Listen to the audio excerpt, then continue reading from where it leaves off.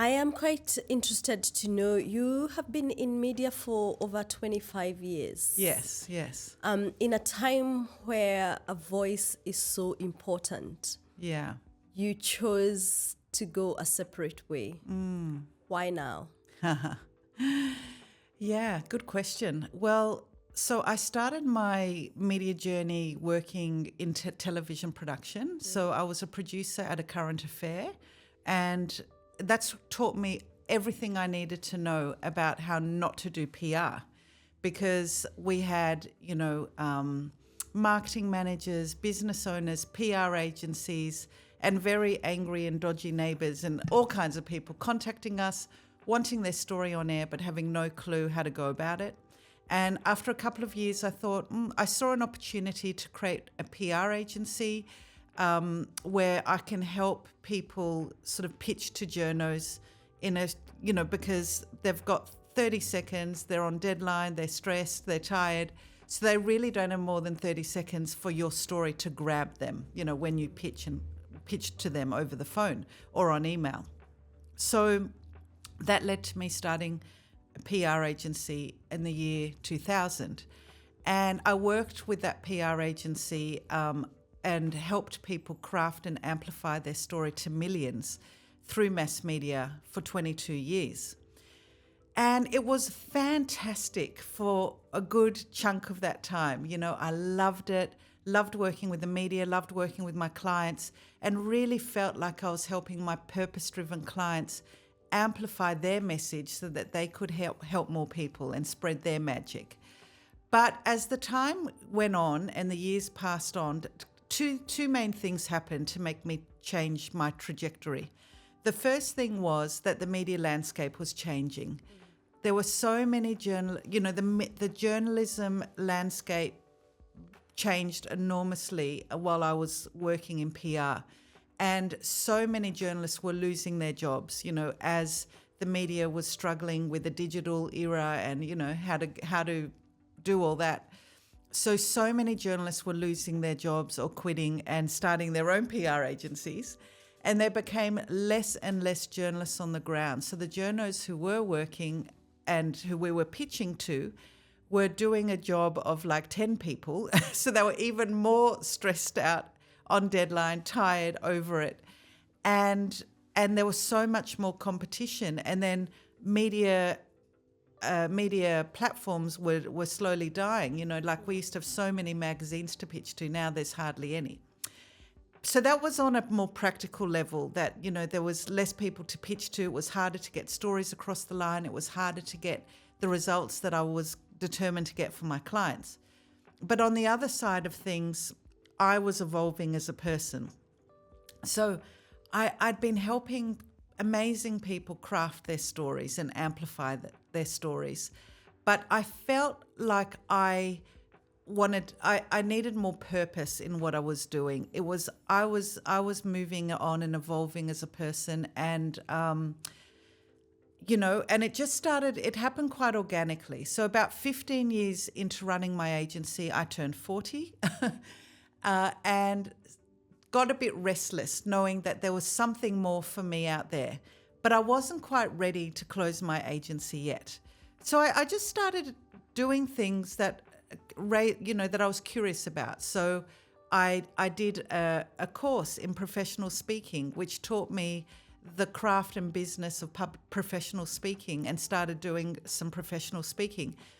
I did a stand-up comedy course, which led to me doing comedy for 5 years and putting on my own show at Sydney Comedy Festival and Sydney Fringe Festival. I also started sharing different stories that I had at other people's storytelling nights. And as I was doing this exploration, I was still running my agency and feeling quite stuck, because I knew I wanted to get out, but I didn't know how, because it was my livelihood. I have 3 kids. My husband and I ran the business together.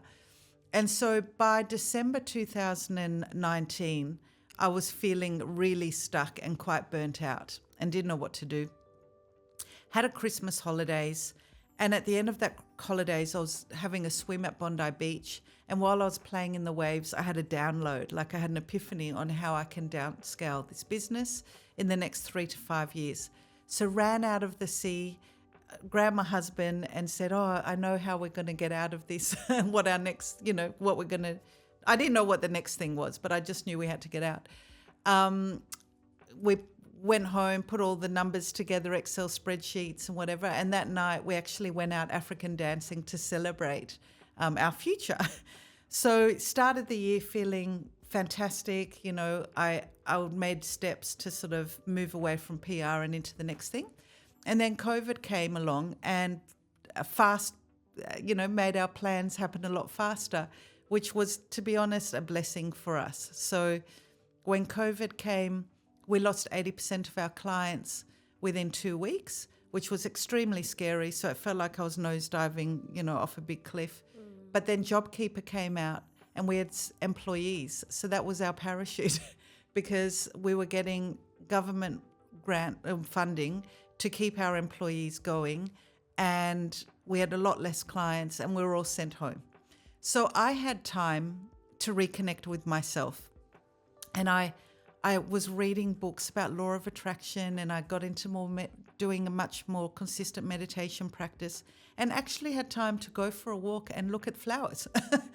I'd been running at such a fast pace and so stressed out for so many years. And this gave me the chance to just, sit back and reflect a little bit.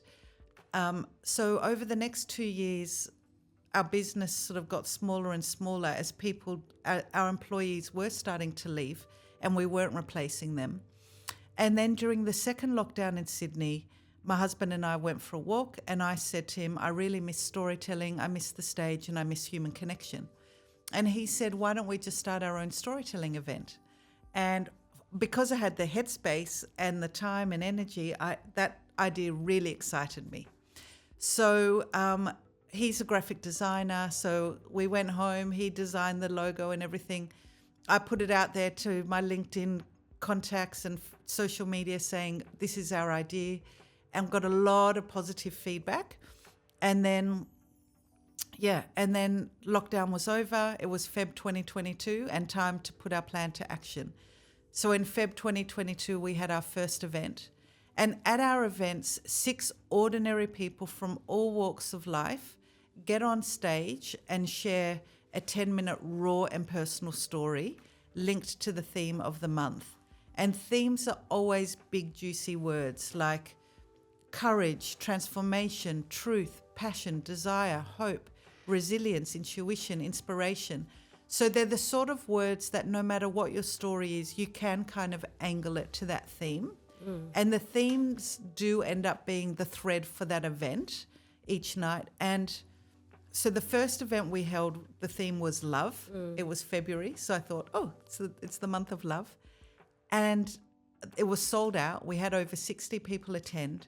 We had 6 incredible people sharing their stories, and magic happened in the room that night. It was just such a beautiful feeling of connection, people leaning in and deep listening to strangers, sharing from their heart. So taking off the masks we wear all day, and literally opening themselves up and sharing of themselves. So speaking very vulnerably to strangers. And after that first event, I had people saying to me, this is the best event I've ever attended.